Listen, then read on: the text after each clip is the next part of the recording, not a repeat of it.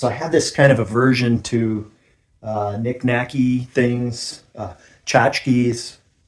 What else do we call them? Gewgaws. Gewgaws is a good one. I'm sitting next to our 100-year-old silver maple tree, and sadly we had to cut it down this last fall because it was dying.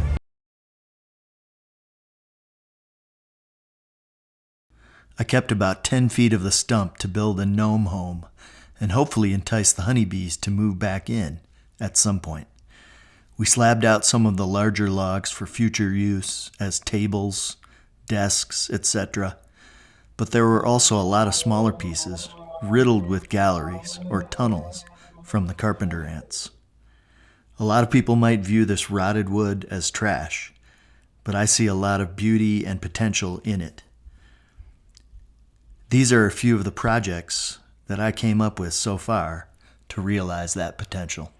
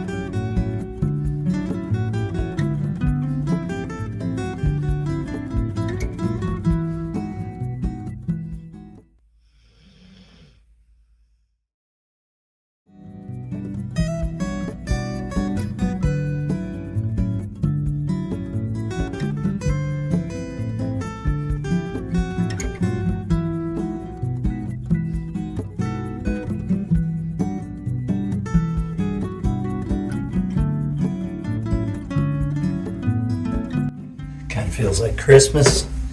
I am going to unwrap these little presents that I made. So who knows what the hell is going to happen.